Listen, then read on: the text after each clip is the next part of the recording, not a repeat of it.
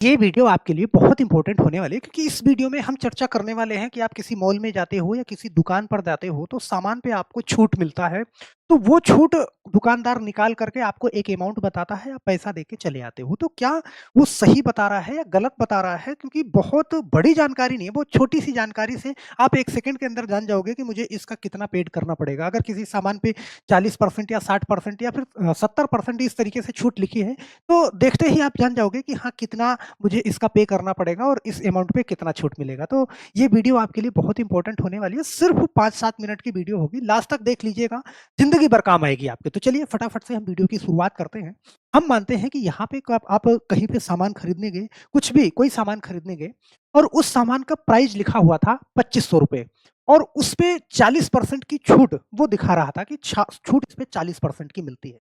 तो बहुत सारे हमारे भाई लोग हैं कि वो क्या करते हैं, सबसे पहले ध्यान देना, आपको ऐसे नहीं करना, लेकिन वो ऐसे करते हैं कि ₹2500 का 40% छूट है, तो पहले वो क्या करते हैं, ₹2500 का 40% निकालते हैं और ₹2500 का 40% का मतलब प्रतिशत को जब निशान हटाते हैं, तो बटे में क्या लग जाता है? 100 लग जाता है। अब यहाँ पे बड़े ध्यान से देखना, देखो, एक जीरो से ये काट दिया, पहले 25 का 40% निकाला, तो अब क्या अब 25 चौका यहाँ पे क्या करा? 100 और एक जीरो ये, मतलब कि 250 को 4 से गुणा किया तो ये 1000 आया। अब 1000 निकालने के बाद वो क्या करते हैं कि 2500 का, ध्यान देना, 2500 से 1000 को माइनस करते हैं छूट वाले अमाउंट को, तो अब उनके पास क्या निकल के आता है?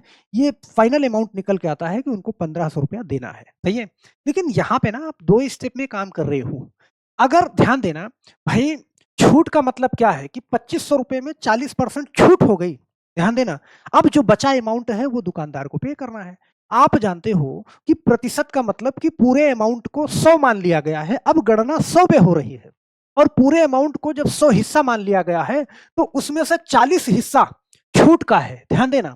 तो यहाँ पे ध्यान देना, जब पूरे अमाउंट को 100 मान लिया गया है, तो अगर छूट वहाँ पे आपको कितना मिल रही है, 40% की या 40% की छूट मिल रही है, तो आपको जो अदा करना है, आपका देय वाला अमाउंट है, वो कितना है? 60% है, यहाँ पे ध्यान देना। तो अब ऐसे समझना कि 2500 का 40% तो आपको छूट मिल गया। इसका मतलब आपको जो देना है, अब देना कितना है? 60%। तो डायरेक्ट आप क्या निकालोगे कि 2500 का अगर डायरेक्ट आप 60% निकाल लो, भाई 2500 गुणे 60 बटा 100, ये कर दो, 60% निकाल लो, तो वही चीज आ जाएगी जो आपको देना है अमाउंट। ध्यान देना, देखो, मैंने 2 जीरो से 2 जीरो काट दिया और 25 का 6 में गुणा किया तो हमें क्या मिला? 150 और एक जीरो ये है तो ये लगा दिया। देखो 1500 यहां भी मिला, लेकिन यहाँ पे एक स्टेप में डायरेक्ट आपने 1500 निकाल लिया। यहाँ पे आपने क्या किया कि 2500 का 40% निकाला 1000, फिर 2500 में 1000 घटाया, तब आप पहुंचे 1500 पे। क्या इतनी बात समझ में आई? सही है। तो आपको जो देना है, छूट का मतलब कि उतना नहीं देना है, बाकी बचा अमाउंट देना है।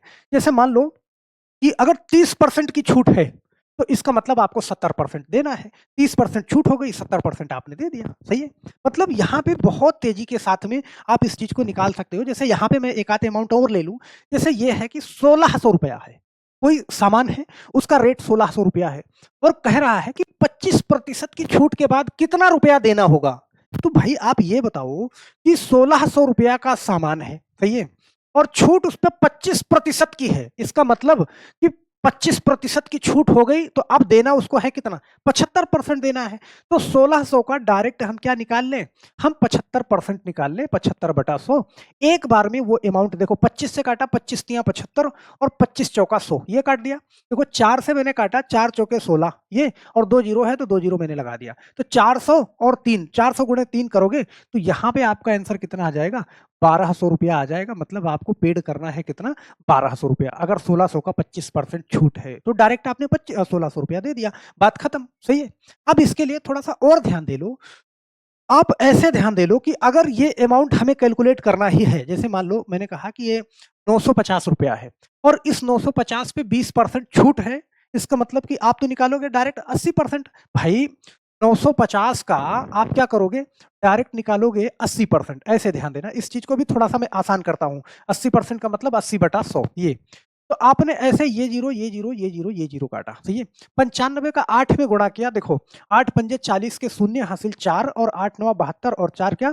76, मतलब ₹760 आपने उसको दे दिया। अब ऐसे समझना कि भाई 950 का आप ऐसे समझ लो कि 950 का आप कितना, आप मान लो कि 10% कितना होगा 950 का, समझना इस चीज को, 10% कितना होगा।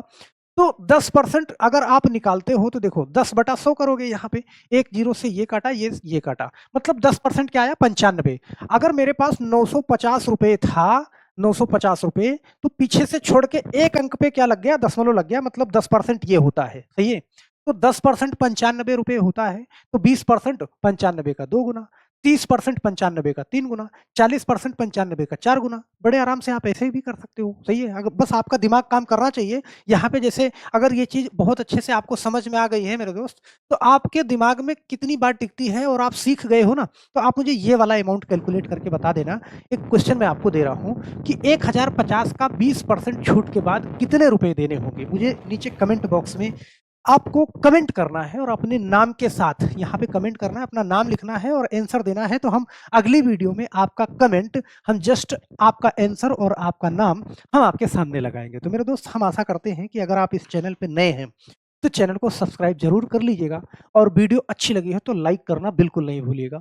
फिर हम मिलते हैं नेक्स्ट वीडियो में। आप हमारे टेलीग्राम चैनल से भी जुड़ सकते हैं, वीडियो के डिस्क्रिप्शन बॉक्स में टेलीग्राम का लिंक आपको मिल जाएगा। तो बस आज के लिए सिर्फ इतना ही मेरे दोस्त, फिर मिलते हैं हम किसी नेक्स्ट वीडियो में, तब तक के लिए आप सभी लोगों का बहुत बहुत धन्यवाद। जय हिंद।